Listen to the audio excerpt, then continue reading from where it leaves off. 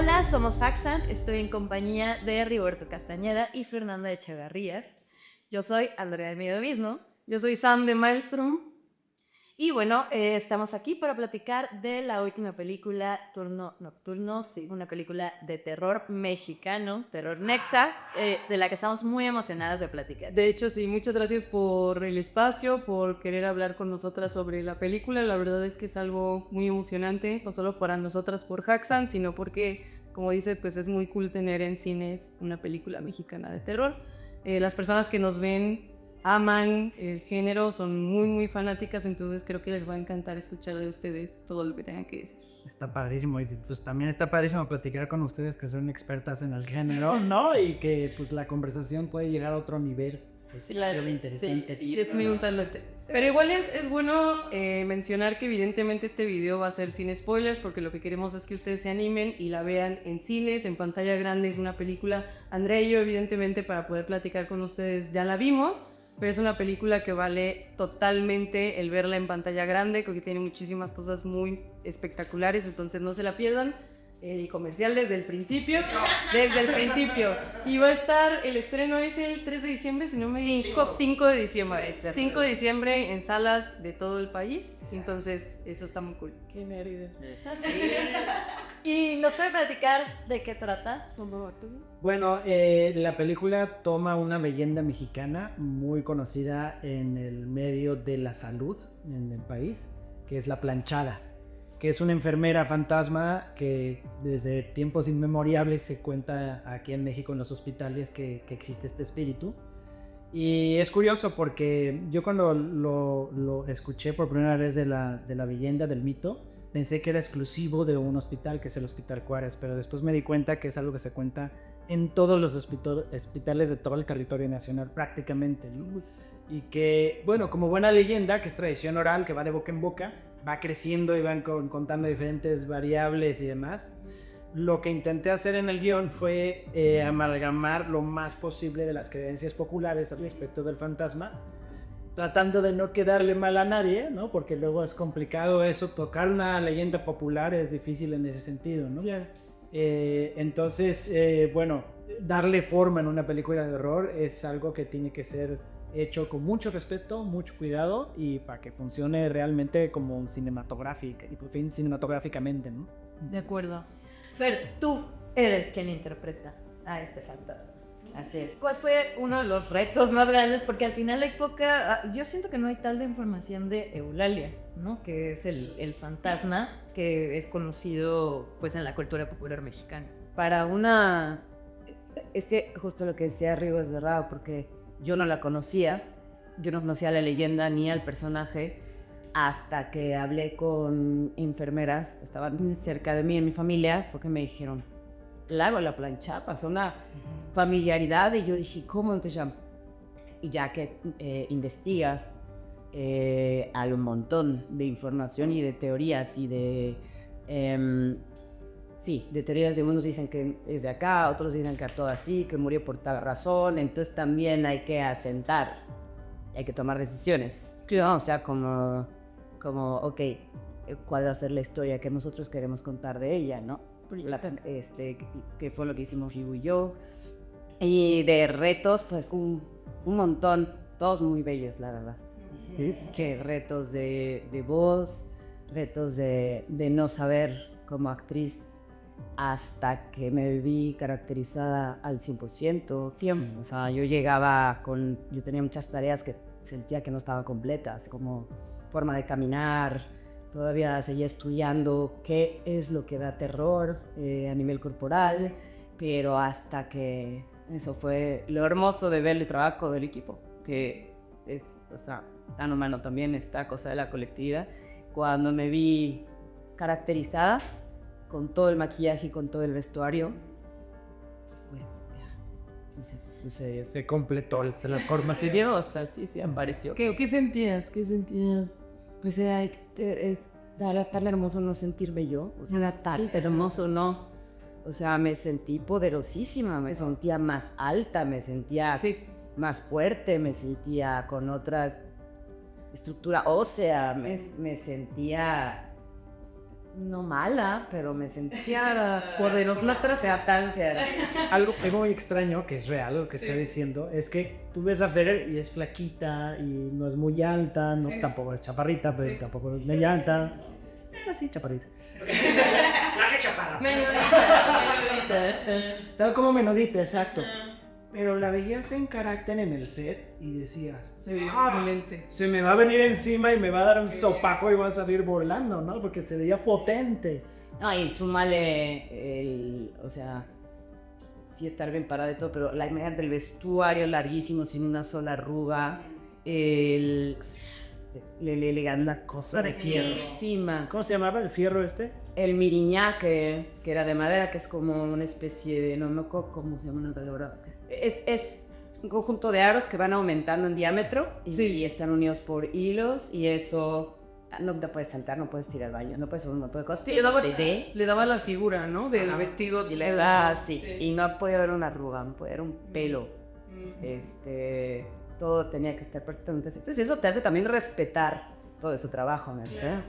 O sea, una cosa de no me puedo, o sea, me voy a quedar aquí y tengo que aprender a descansar así y tengo que administrar unas horas de baño. O sea, una cosa.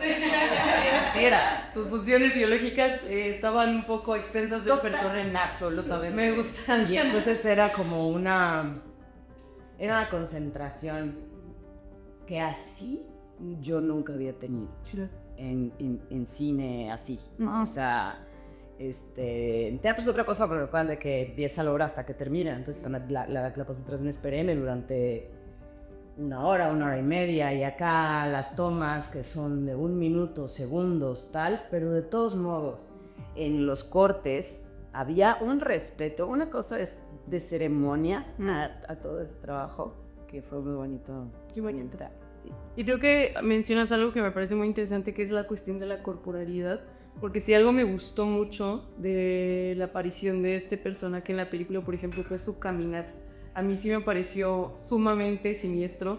Sí son momentos en donde yo, para ser muy honesta, de manera muy individual, ya en pocas películas siento esto como de, ya sabes, de que la ñaña. Y ese sí lo sentí. Por ejemplo, hubo 2 momentos en donde sí dije, por favor, neta, tengo que ponerle un pausa a esto, no sé, porque sí, te lo prometo. Siento que ya no soy muy impresionable, porque, pues bueno, ya sabemos, estamos... Pero me pareció increíblemente bien logrado el respirar, el sonido de los tacones cuando se acerca, el caminar. Entonces solo quería preguntarte cómo se sintió también, o cómo fue el trabajo creativo para llegar a, pues, habitar esa corporalidad extraña, ¿no? Esa corporalidad otra que no quiero decir monstruosa porque no lo es, pero es, sí, exacto, pero es distinta, ¿no? Pues Rigo tenía muy claro que iba a haber mucho trabajo de la caminata. O sea, de que la íbamos a encontrar con el trabajo de los dos, pero sí hubieron días de ensayos de órale, para acá, para allá, otra vez, a ver, acelera. La aceleración era muy complicada. Encontramos la manera en la que no se viera la rodilla doblándose en la falda. Había una manera de ritmo también, o sea, fue un trabajo, pero digamos, sugerido y marcado por Rigo. Tiene que ser un fantasma que camina, que es lo que decía hace rato, que no es un fantasma que se levita, es un fantasma que te anuncia su acercamiento sonoramente. Totalmente. Y eso fue importante, y luego el movimiento igual, fue por ver al personaje en el espejo cuando estaba terminando de ser vestido, en la prueba de cámara cuando estaba yo de sus aposentos, que fue donde hicimos la prueba de cámara. O sea, ahí pues dejé que corriera como la imaginación con las pautas de Rigo y con lo que yo pensaba que cómo podía traducirse la rigidez, la severidad, el cuidado. Al final hay algo muy, o sea, el cuidado maternal, es la precisión, es la calidez, entre otras mil, y la fuerza y la tolerancia, un montón de cosas. Y cómo pueden bailar esas conceptos. Y entonces de pronto había movimientos muy rápidos, muy cortados, pero luego... Y así lo empezamos a hallar, o sea, Rigo decía algo así está bien, esto. Entonces, me hiciste recordar un momento muy padre en la filmación, que sí, efectivamente estuvimos ensayando mucho tiempo antes. Aparte, el hospital se convirtió en nuestra oficina durante un poco más de como un mes y medio antes de filmar, era nuestra oficina. Llegábamos todos los días ahí a trabajar en un edificio en la Fondada. Wow. Maravilla. Entonces ahí trabajamos, ensayamos, hicimos las cosas de maquillaje, las cosas de canto, todo. Pero, curiosamente, en la primera semana de rodaje hicimos una escena que es súper importante en la película, que es el sótano. Nada más lo dejo ahí para spoileras. No sé si ustedes lo sepan, pero en un rodaje de una película de horror, siempre todo el crew tiene endas. Okay. Siempre es así como de... imaginado. Ajá, pues todos, ¿no? Arte, vestuario, maquillaje especial, los de VFX, todos estamos así como de, ay, irá a funcionar, híjole, esto dará miedo, híjole, ¿cómo será el fantasma? ¿Irá a funcionar este fantasma? ¿Irá a funcionar este monstruo? No, lo que sea. Siempre estás como con la tensión y la angustia de eso, ¿no? Claro. Y normalmente sigues preparando hasta en las últimas semanas que filmas toda la carnita de eso, ¿no? Sí. Por cuestiones de logística, tuvimos que filmar el sótano en la primera semana, miércoles, me acuerdo. Entonces, cuando llegamos a ese momento en donde ella se le viene encima a Rebeca, todos nos quedamos así de, wow, fue impresionante. Wow. Ahí se acabaron todas las dudas, supimos que esto iba a funcionar, que teníamos un gran fantasma, una gran figura iconográfica que con todas las posibilidades de hacer historia en el cine nacional. Ya se la puedes. Creo que ahí puedes retomar muchos estudios del... Sí, bueno, además de mi pregunta, antes quería lanzar el comentario. Me encanta que hablen de la corporalidad porque creo que es algo que define mucho los íconos de terror. Y por ejemplo, en algún momento lo habíamos visto, perdón que lo mencione, pero en el personaje de Jason Voorhees de Viernes 13, hablan de cómo tú sabes en su forma de caminar que es un personaje imponente y no es nada más ponerse una máscara, pero es nada más ponerse un cubrebocas y el disfraz de la planchada, ¿no? Es voy a trabajar toda esta corporalidad para que me puedan sentir que soy un fantasma. Y retomando, te quería preguntar, ya tienes Kilómetro 41 de La Llorona y ahora hablamos de Turno Nocturno de La Planchada, ¿no? ¿Cuál es el tema con las leyendas? Porque está bien, trae como una ondita, o sea, La Planchada trae una ondita muy leyenda urbana, mexa. ¿Cuál es el tema con las leyendas mexicanas? Pues justo ese, creo que desde que decidí hacer cine, sabía que quería hacer cine de horror, o sea, no hay otro género. Ya me cayó muy bien.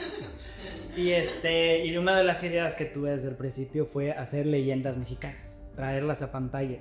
Creo que tenemos material de sobra para hacer un chorro de películas. Casi que en cada esquina de este país hay una leyenda, ya sea de un fantasma, de un monstruo, de algo que nos lleva a la imaginación mexicana muy particular, porque se diferencia por completo de cualquier otra nacionalidad, ¿no? Y que no hemos sabido aprovechar. Hasta el día de hoy tenemos muy poquito. Tenemos La Llorona 25 veces. ¿No? Sí. ¿Y todo lo demás qué? ¿No? ¿Dónde están los chaneques? ¿Dónde están los nahuales? ¿Dónde están las brujas mexicanas, que son muy distintas a las Hexen? Qué chido. Entonces, esa ha sido mi idea desde un principio. Pero ahora, con esta película, estamos estrenando también un sello de horror, que es La Castañeda. Sí. Es cinequiátrico La Castañeda. Entonces, justo la idea es crear un panteón de monstruos, fantasmas, espíritus y demás que tengan que ver con nuestras raíces, ¿no? Que nos haga ver al público nacional que ahí están nuestras historias en pantalla, que nos reconozcamos en pantalla y que nos sintamos orgullosos de todo eso que siempre decimos el 2 de diciembre, el 2 de noviembre, que nosotros somos un pueblo que le encanta el horror. Bueno, pues vamos a sacar todas esas historias, ¿no? Y vamos a ponerlas en pantalla. Esa es la intención y esperamos que lo veamos. Esperemos que sí, es muy emocionante, o sea, eso que acabamos de escuchar, la verdad, o sea, imagínate solo la idea de poder tener ya un abanico mucho más amplio de leyendas, de películas, de íconos, de monstruos mexicanos, están Y hablando de eso también, lo que comentabas hace un momento, una intención también era, por lo que seleccioné esta historia particular de la planchada, es por el elemento iconográfico que representa. Cuando cualquier enfermero o cualquier doctor te cuenta al respecto de ella, te crea una imagen en la cabeza muy específica, que fue de la que nos inspiramos para hacer el diseño de la planchada, ¿no? Que es un vestido en forma de A, súper almidonado, muy estético, sin ninguna mancha inmaculada, ninguna gurruguita, ¿no? Y te crea una imagen iconográfica al nivel de Jason, de Michael Myers, ¿no? Por supuesto, o sea, al final creo que el cine mexa está teniendo, el cine de terror mexicano sobre todo, está teniendo como mucha atención de parte del público, no nada más nacional, sino también extranjero.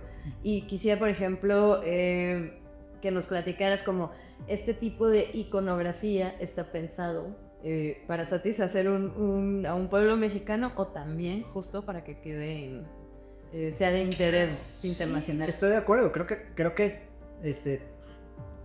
se va más allá de nuestras fronteras, ¿no? Sin lugar a dudas. Creo que primero que nada tiene que ser para el público nacional y primero que nada tenemos que satisfacer nuestra idiosincrasia y nuestra cultura.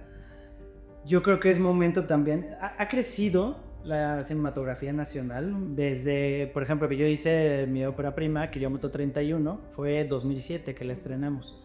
En aquel entonces fue la primera película de terror en 10 años. Y antes, la anterior fue como 7 años antes. Y la anterior fue como 5 años antes. Entonces, estamos hablando de 3 pelis en un periodo de 25 años. Es impresionante. Sí. Hoy en día se está haciendo mejor cine y cada vez más cine. Y sí, por supuesto, hay muchas quejas del espectador que dicen, no, es que hacen puras películas feas y siempre llevan a los mismos actores de hazañas trágicas. Pero la verdad de las cosas es que hoy en día eso cada vez es menos cierto. Okay. Cada vez hay películas más importantes, mejor escritas, mejor dirigidas, incluso por óperas, en las primeras películas que están funcionando muy bien. Ya la industria audiovisual está llegando a la madurez, digamos. Y creo que es el momento ideal para crear esos nichos que sí, por supuesto, es un nicho del horror y hay espectadores que son el nicho de horror, pero romper esos nichos y llegar al gran público. Al llegar al gran público ya inmediatamente te vas a otro lado, ¿no? Y te van a reconocer en otros lados. A ver, ya, de lleno, a la trama, ahí sí. A la trama si me da sí. Me encanta lo que dices de retomar las leyendas, porque creo que uno de los debates más importantes y sobre todo más complejos es cómo hacemos horror en México. Porque si lo haces descontextualizado, por ejemplo, si agarras cuestiones como vampiros, etcétera, es un poco difícil traerlo a un ámbito mucho más local y que sea relevante. Mira que ya lo viví. Me imagino. Es algo que sí está ahí debatiéndose todo el tiempo, ¿no? Lo que me parece muy cool de esta película es que la figura de la planchada ser de toma, porque también creo que sería un poco complicado tomar nada más la leyenda por tomarla y decir, ¿qué hago con esto? ¿Qué hago con esto? Es una leyenda, como dices, va de boca en boca, tiene millones de años, hay distintas versiones, distintas variables, entonces creo que hay algo importante que es retomarla y recontextualizarla y readaptarla y ponerla en otro lugar o en otra posición para que diga algo distinto.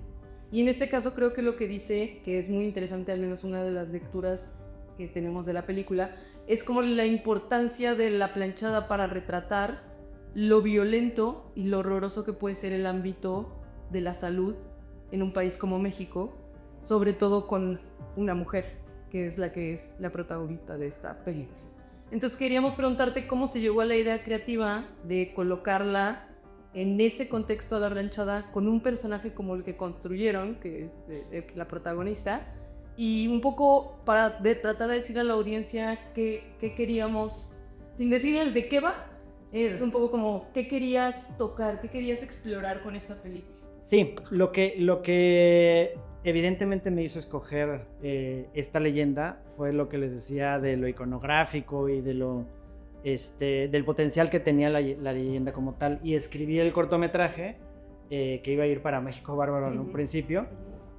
antes de desarrollar toda la idea de la película de largometraje. Ya que me decidí a hacerla más bien un largometraje, fue que empecé a escribir. Y ese proceso fue truncado porque me dio cáncer. Acabé en el hospital, al principio no sabía que tenía cáncer, fue así de qué se está muriendo este muchacho que se está desangrando y no sabía ni qué estaba pasando. Y en el proceso de entender qué me pasaba, encontrar el tumor, operarme el tumor y la convalecencia, fueron 3 meses de vivir en un hospital. Entonces, ¿qué mejor que entrevistar a una serie de personas que pues, viven en el hospital, vivir el turno nocturno, explorar el turno nocturno, meterme ahí con mi tipiecito, con los sueros, ¿no? A caminar por todos lados, meterme hasta en el último rincón de noche para ver qué se sentía, quién vivía ahí, qué hacía, dónde dormían, por qué, en qué momento dormían, si no nos dejaban dormir, entonces cómo era, ¿no? Encontré, por ejemplo, parte de las reglas ahí. Sí. Y una de las cosas que empecé a notar es cómo viven su trabajo las enfermeras, muy en particular. Y se empezó a enlazar solito con el tema de pues, todo el abuso de poder que vive no nada más una enfermera como mujer, hoy en día también los enfermeros como hombres, pero muy en particular las mujeres, muy en particular y hoy en día. Entonces empecé a desarrollar esa temática dentro de la historia y curiosamente cuando adopté, digamos, a un doctor y a una enfermera como mis principales referentes de cuando tenía dudas y demás, que fue de hecho un doctor que me atendió primero en el hospital y su novia, que es esposa, bueno, que ya va a ser su esposa, que es enfermera. Y entre ellos dos, pues me empezaron a decir, sí, es que esto va por acá, no sé qué. Lo que pasa en el quirófano, por ejemplo, fue muy instruido por ellos. Oye, por cierto, perdóname que lo interrumpa, pero qué gran escena. La verdad, el quirófano, qué chulada. Siento que es muy impresionante a nivel visual, tiene un gran ritmo. O sea, es de mis escenas favoritas de toda la película. Me saca un grito a mí. ¿Sí? O sea, no soy impresionable, pero no soy insensible, ¿no? Entonces, sí, ya lo verán, pero sí dije, ¿Qué estoy viendo? ¡Wow! Sí, no, para nada me lo esperaba. Eso estuvo muy, muy cool. Sí, gran escena. Qué bueno. Sí, justo la idea era esa, que nadie se lo esperaba, ¿no?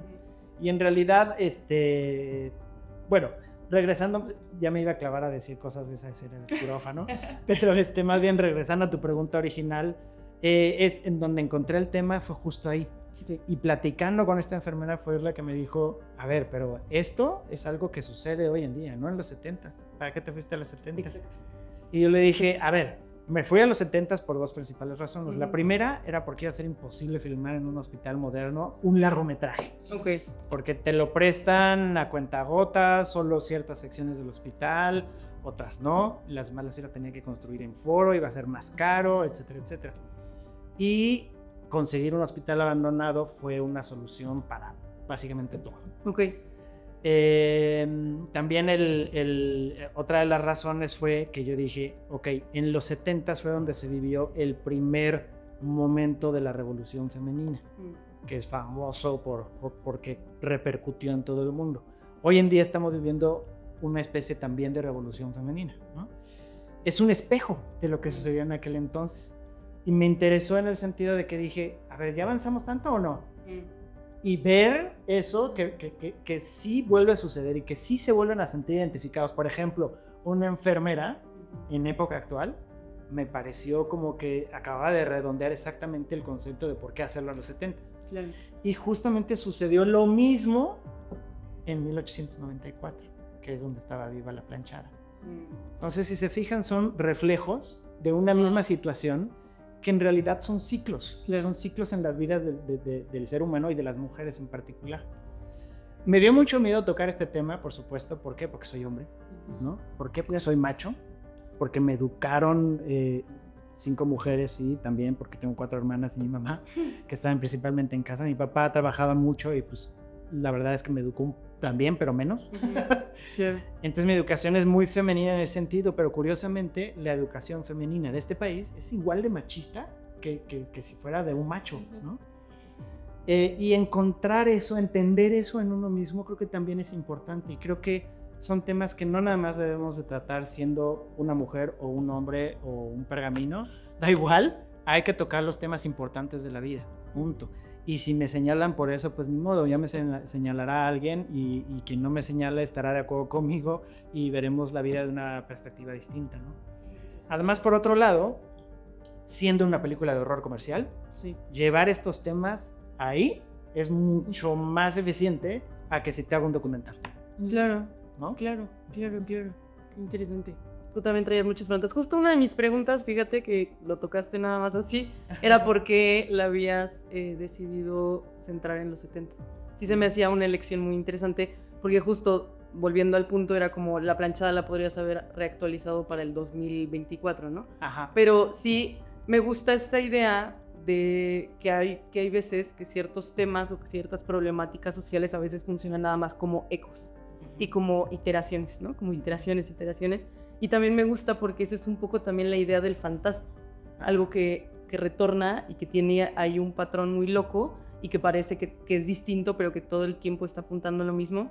Me parece una manera muy hermosa de ver un problema bastante crítico que es, como dices, los mecanismos de poder y de control en ámbitos, por ejemplo, en el de la salud, específicamente para las mujeres, no sé. Solo quería comentártelo porque me parece en verdad un tema súper interesante para explorar y creo que es muy rico y creo que dices muchas cosas en la película que realmente son muy cool que estén a disposición de las personas para pensar. Significativa, ¿no? Eso. Ajá. Sí, o sea, ahorita que mencionabas, es un cine comercial, pero no significa que sea un cine vacío, ¿no? Y sí creemos que se siente en la historia, en la trama y en lo que tratan. Ya, para terminar, para terminar, ¿nos podrían decir 3 de sus películas favoritas de terror? A mí me encanta El Resplandor, me encanta It Follows y me encanta La Bruja de Blair. Películas de Tuve que spoiler. Pues es que vi un montón cuando iba a trabajar en esta, tuve que ir a estudiar. Me preguntó por pelis. ¿Qué Eso quería saber. Sí, te había dejado tarea. Ya no me acuerdo de tarea porque la lista que le di, o sea, como que las que yo había dicho tengo que ver estas, Sí. él me dijo, sí, añádele un par, ya no me acuerdo cuáles eran, pero un montón. O sea, yo a las 7 de la mañana con mi panecito dulce, ya cuando veía una serie o una peli de no terror, Y era como de, ¿y luego? y me decía, claro, es que esto no es de terror, o sea, como que estaba esperando el de terror. Oye, ¿hay alguna en específico, algún personaje, alguna película que te tocara más o que te ayudara más a construir a la planchada? Un collage de lo que vi, más bien yo, viendo las películas de terror, lo que yo quería estudiar técnicamente, porque le acepté a Rigo, o sea, con mucha, dije, ya vi que era tan buena onda y que ya sí era yo de verdad y todo, pero le dije, te he de confesar que no soy tan conocedora de ese género, pero te prometo que, o sea, saliendo de aquí, me explico. Y entonces yo lo que estaba viendo en eso no quería imitar nada, o sea, no. Pero sí dije, los movimientos de cabeza cuando funciona que son lentos, qué pasa cuando fue la cámara, qué pasa cuando fue el sonido, qué hace que algo te empieza a poner tenso antes de llegar a qué te pasó aquí, o sea, ¿qué? Y no, lo otro no tuve ninguna referencia más que lo que nos imaginamos juntos. Padrísimo. Y la peli que te recomendé fue primero que nada The Shining, justamente. Bueno, sí, le dije, claro, esa sí, pero esa ya era un clásico en mi familia, mi papá le fascina, o sea, sí, pero dije, claro, amamos a Jack Nicholson. Pasó una cosa muy curiosa con The Shining, que yo cuando estaba escribiendo ya los últimos ajustes del guión, me di cuenta que había un gran referente en The Shining, que había una serie de coincidencias dentro de la arquitectura, de la estructura y de los diferentes sucesos que sentí, esta peli está muy cercana, porque soy súper fan de The Shining, evidentemente, ¿no? Pero hay veces que tú haces como homenajes o te referencias a ti mismo incluso a propósito. Y a veces que sale sin querer. Y en esta ocasión pasó así. Entonces, cuando me di cuenta dije, ok, vamos a jugar con eso. Entonces ahí hay unas golosinas que le dejé a los fans del cine de horror. Que no sé si notaron. Vamos a ver si pueden identificarla. Nosotros no las queremos decir ahorita, yo tengo un par que dije como, esto será de, ya sabes, pero pues evidentemente mejor lo platicaremos cuando ya salga la película y las personas la hayan visto Ok, va. y podamos decirles ahora sí. Cuéntanos. Entonces este podcast va a tener parte 2. Sí, Necesita. sí, claro que sí. Claro que sí, conste, ¿eh? Ahora ya con comida, ya más pisita, tranquila, algo, ¿no? una piscita, ajá. Órale. Y tú, 3 películas. Iba a decir Midsommar para añadir. Amo. O sea, vi que nunca había visto algo así, y luego, ¿qué dije? Vería, Florence Pugh, Lau, y todo el pero, o sea, la mejor estrella de esa. Es un base. Son películas. Es un película. Sí. Pues mira, mi top 3 de películas de toda la vida es The Shining, que es la número 1, El Exorcista, la número 2, y la número 3 es... No. Rosemary's Baby. Claro. Pero no son referentes directos las Claro. tres a esta película De acuerdo. en particular. ¿Hay algún tipo de cine, de alguna película que también te haya servido de inspiración para decisiones más técnicas, más cinematográficas, como la música, como incluso los colores, las luces que utilizaste? ¿Hay algún dejo de ahí de...? The Shining, varias películas de giallo, ¿no? Porque es una película muy giallo. Sí. Ya con lo que dijimos que era spoiler, ya lo saben un poco también. Pero ustedes no. Bueno, pero esa parte, es que miren, lo que no saben es que antes estábamos hablando y en una parte que no va a salir de este video, dijimos algo que era medio spoiler, pero no va a salir, eso va a estar cortado, entonces creo que va a estar cool hablarlo. En realidad no es tan spoiler, pero sí está padre que lo descubran. Totalmente. Sí, sí. Y justo te preguntaba, porque, perdóname ahorita por interrumpirte, pero me emocionó mucho porque te juro que la estaba viendo y no habían pasado ni 30 segundos cuando dije como, le gusta el hielo. Por la música, con la música con la que abre, dije como, y por el tipo de letras, por los colores, por ciertas escenas donde te ahí... ubica en una época, ¿no? Exacto. De inmediato te Exacto. transportas a los 70. Cantaron los Sí. cantaron. Sí, Sí, están muy padrísimos. esférica. Entonces yo dije como, wow, qué linda sensación también ahí, porque es un homenaje, digamos, ¿no? O sea, es una referencia, no estoy diciendo que ni mucho menos sea una copia ni nada, pero se siente muy bonito, o sea, yo sentí muy bonito de decir, qué lindo sentir esta esencia o esta como sensación también de estar viendo, por ejemplo, un pedacito de Darío Argento, un pedacito nada más, algo chiquito por ahí.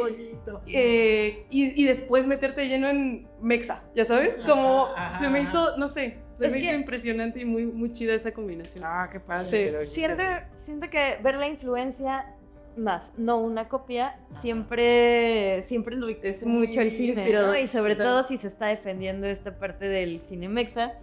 Sí, es muy inspirador eso, justamente. Fue muy Sí. inspirador ver. Pues ojalá que cree más inspiración para que haya más pelis así. Sí, que Castañedas, que sí sea todo su panteón. Que se vuelve todo su Nos panteón. surge las playeras, los funks. Sí, la planchada ahí en nuestro carrito. Sí, Totalmente. Pues muy agradecidas estamos por este tiempo que fue muchísimas gracias. Pues ojalá fuera más. ¿no? Ojalá fuera más, sí, yo sé. Esperamos volver a hablar para tal vez ya otro capítulo, ahora sí con Parte dos. spoilers y con Ahora sí, análisis me como te encantaría. hizo. Ándale. Eso estaría muy padre, Sí. pero en verdad muchas A mí gracias. me No sé si encantaría. quieren, antes de que terminemos también, invitar a ver la película o decir algo acá misterioso